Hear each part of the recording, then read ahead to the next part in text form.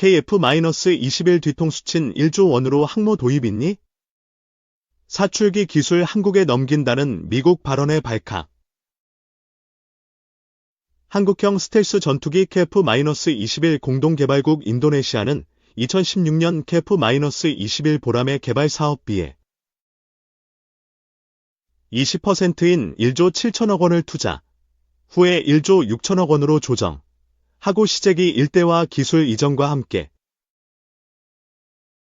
KF-21 블록 1기체 48대를 인도네시아 현지에서 생산하는 조건으로 지금까지 공동개발국 위치를 유지했으나 3천억 원 납부 후 지금까지 줄기차게 연장. 미납질만 하더니 급기야 기술자료 USB 반출 시도까지 걸리는 몰상식한 뒤통수 치기를 하고 있습니다. 이제 더 이상 인도네시아라는 국가의 국기가 KF-21 기체에 붙어있는 것을 안 봐도 되게끔 이렇게 최종 정리가 된다고 합니다. 대신 어떤 기술에 대해 이전을 요구할지 정말 궁금한데요. 아마 젊아들 스타일로 봐서는 레이더와 제밍 또는 스텔스 쪽이 아닐까 합니다. 4.5에서 5세대 4대 핵심 기술을 요구할 경우 대한민국이 결단코 승낙하지 않을 겁니다. 3천억 돌려주고 말지 아니면 미국의 전투기를 살 수 없는 중동권 나라들 중 한 나라가 공동 개발에 참여하는 조건으로 인도네시아가 납부한 분담금을 다시 돌려주는 방법은 어떨까 하네요. 기술 유출 USB 반출 적발 이후에도 뻔뻔하게 블록 3단계까지 완료되는 시점인 2036년에 개발 공동 분담금을 연기해달라는 어처구니 없는 소리를 질러대더니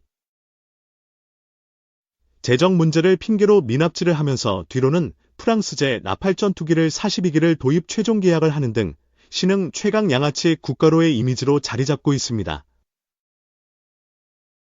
프랑스의 라팔, 네페일리 전투기는 프랑스 항공 우주 기업인 다소 시스템즈, 데솔트 에이비에이션에 의해 개발된 다목적 전투기입니다.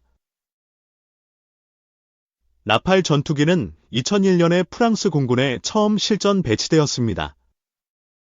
위에 라팔 전투기 사진을 보시면 아시겠지만 F-16 비슷한 4세대 전투기입니다. 4세대 전투기는 스텔스 기능을 염두하지 않고 개발된 기체인데 왜 블록 2에서 스텔스 기능을 충족시키고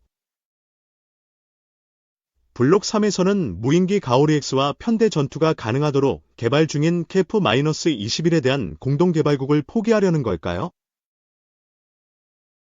어느 정도 기술을 빼돌렸고 4세대 전투기 기체를 연구 후에 빼돌린 기술로 5세대 스텔스기를 개발하려는 의도일까요? 인도네시아는 현재 독자 개발 전투기 시제품을 공개했으나 개망신을 당하고 있는 중입니다. 외교 관계가 얽힌 방산업계의 일이라 빨리 쳐내지 못하는 이유가 반드시 있겠습니다만 폴란드나 아랍에미리트, 사우디아라비아에서 인도네시아를 빼고 자국을 공동개발국으로 참가하게 해달라는 요청이 끊임없이 들어오는 마당에 국가 간의 계약이라 의리를 지키는 것은 이제 충분하게 참아왔다고 봅니다. I-22 서커터는 인도네시아의 항공 우주 회사 인포글로벨이 개발한 4.5세대 다목적 전투기 개념으로 첫 모형이 2022년 인도네시아 방위 전시회 인도 디펜스 엑스포에서 소개되었습니다. 이 항공기는 현대적인 항공전자 장비와 고성능 기능을 갖춘 쌍발 2인승 경전투기로 설계되었습니다.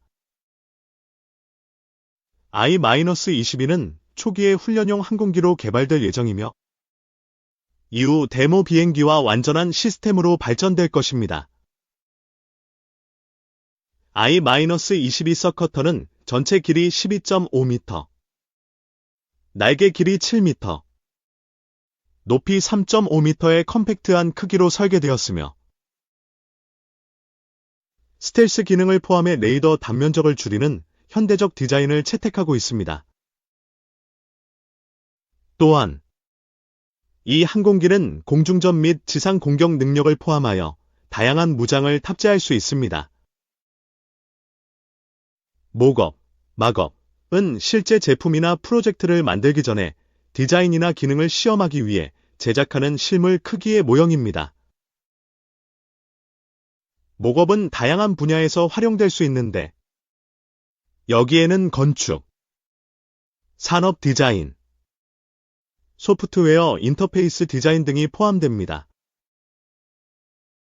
KF-21의 초기 개발 단계인 크퍽스 사업에서 KF-21의 기체는 중국의 J-20처럼 앞쪽에 작은 보조날개가 있는 카나드형 디자인과 현재 기체 디자인인 일반형 델타 디자인으로 시작이 되었습니다. 인도네시아의 시카타는 초기 크퍽스 사업에서 디자인한 보라매의 카다트형 디자인과 흡사하네요. 그래서 카나드형 기체인 프랑스 라팔 전투기를 구매 후 기술 이전을 받거나 자체 개발 중인 I-22 시카탄의 개발에 참고를 할 것으로 보입니다. 미국을 앞지르고 세계 최강 레이더라는 이스라엘의 S의 성능과 견주어도 밀리지 않는 자체 기술을 개발했고 KF-21에 적용되어 있으며 가장 중요한 엔진 국산화도 차곡차곡 진행이 되고 있는 마당에서 인도네시아가 빠져만 준다면 국민 한 사람의 입장에서는 쌍수를 들고 반길 수밖에 없습니다. 앞으로 KF-21 보라매에 대해 반가운 소식이 들어오는 대로 다시 포스팅을 하겠습니다. 미국도 F-35가 미국산으로는 마지막 전투기가 될 수 있다는 소식도 들리고 있습니다. F-35 레이더 오류와 재밍 기술이 이미 대한민국에 추월을 당했고 가성비 면에서 차라리 KF-21 전투기를 도입하거나 공동 개발하는 것까지 고려하고 있다는 분위기입니다. 2. 동유럽 군비 증강 91조 시장 열린다. 전쟁 끝나도 방산 특수. 러시아 우크라이나 전쟁이 끝나도 한국 방위산업의 특수는 계속될 거란 예상이 나온다. 미국이 유럽의 안보를 개별국 책임으로 돌리면서 러시아와 인접한 동유럽 각국의 환경이 사실상 야생에 노출된 것이나 다름없기 때문이다. 도널드 트럼프 미국 대통령은 러시아 우크라이나 종전 협상을 주도하면서 전후 평화유지군을 포함한 안보 책임을 유럽에 요구하고 있다. 는 동유럽 지역의 안보 불안이 고조된 배경과 함께 향후 평화 유지와 군사력 강화를 위해 주목받는 한국의 방산 경쟁력에 대해 살펴봤다. 우크라이나 전쟁을 종결하려는 트럼프 대통령의 행보가 빨라지면서 전후 우크라이나와 유럽 안보 환경에 큰 변화가 예상된다. 트럼프 행정부의 구상은 유럽 스스로 안보를 책임지는 것으로 요약된다. 우선 우크라이나에는 종전 이후 유럽이 영내 다국적 평화유지군을 배치해야 한다는 입장이다. 이에 대해선 유럽 주요국도 종전 이후 러시아의 재침공 가능성에 대비해 4만 명 규모의 평화유지군을 우크라이나에 파병하는 방안을 논의하고 있다. 유럽 평화유지군 창설의 가장 적극적인 국가는 프랑스다. 에마뉘엘 마크롱 프랑스 대통령은 최근 트럼프 대통령과 회담을 마친 뒤 자립무장을 강조했다. 키어 스타머 영국 총리도 우크라이나 평화협상을 이행하기 위해 영국군을 기꺼이 파견할 준비가 돼 있다며 유럽은 자체적인 안보 수요를 충족시키기 위해 더 큰 노력을 해야 한다고 지지했다. 트럼프 행정부는 이에 더해 유럽에 위치한 나토 회원국 방위비 지출을 국내 총생산, GDP의 5%까지 증액해야 한다고 주장한다. 현재 미국과 캐나다를 제외한 유럽 나토 회원국의 방위비 지출은 GDP 대비 2.22% 수준에 머물고 있다. 게다가 7개국은 여전히 2%를 밑돈다. 최근 블룸버그는 전후 유럽이 방위 비용과 대러 억지력 유지를 위해 약 10년간 2조 7천억 달러, 약 3,900조 원을 써야 할 것으로 추산했다. 양욱 아산정책연구원 연구위원은 유럽은 더 이상 미국의 선의를 기대할 수 없다며 자체 안보 역량이 취약한 유럽이 우크라이나에 파병을 하면서 동시에 트럼프가 요구하는 수준만큼 방위비를 늘릴 수 있을지는 의문이라고 짚었다. 동유럽은 당장 러시아 공포를 느끼고 있다. 제국 부활의 야망을 가진 블라디미르 푸틴 러시아 대통령이 3년간 실전을 거쳐 추가적인 영토 확장을 노릴 수 있어서다. 러시아는 전후에도 군수산업을 활성화해 전력 보강에 나설 것으로 전망된다. 당장 폴란드와 루마니아, 헝가리, 슬로바키아, 체코, 발트 3국, 에스토니아, 리투아니아, 라트비아 등이 제2의 우크라이나 신세가 되는 것을 염려한다. 하지만 북대서양조약기구, 네토에 따르면 2024년 기준 이들 8개 동구권 국가들의 방위비 예산은 633억 달러, 약 91조 원에 불과하다. 재정이 넉넉지 않은 동유럽은 자신들이 직면한 안보 문제를 효율적으로 해결하기 위해 한국산 무기를 선호한다. 이른바 가성비가 높아서다. 전문가들은 한국산 무기의 우수한 성능과 높은 가격 경쟁력을 꼽는다. 특히 러시아를 상대로 한 지상전 무기에 특화된 장비는 미국이나 독일, 프랑스제보다 가격 대비 훨씬 뛰어난 성능을 자랑한다. 독일산 PZ-2000 자주포는 1문당 1,840만 달러에 달하지만 이와 비슷한 성능의 한국산 K9 자주포는 1,132만 달러로 60% 수준에 불과하다. 신속한 공급과 짧은 납기도 한국산의 장점이다. 최근 2년간 무기 수요가 급증해 생산이 수요를 따라가지 못한 상황에서도 한국 방산기업들은 유럽 경쟁사들에 비해 신속한 납품으로 대응했다. 동유럽의 러브콜이 잇따르는 것은 이런 맥락이다. 현대로템이 제작한 K2 전차, 한화에어로 시스템의 K9 자주포, 천무 다연장 로켓, 레이넥스원의 신공 지대공 미사일, 한국항공우주산업의 경공격기 FA-50 등이 대표적인 수출 증대 품목이다. 김동규 시사문예지 파도 편집장은 러시아제 무기를 주로 사용했던 동유럽 국가들은 노후화된 무기를 교체할 시기라며 유럽 방산업체는 생산을 갑자기 늘리기 어렵고 독일, 프랑스에 대한 거부감도 상당하기 때문에 한국산을 선호하는 것이라고 진단했다.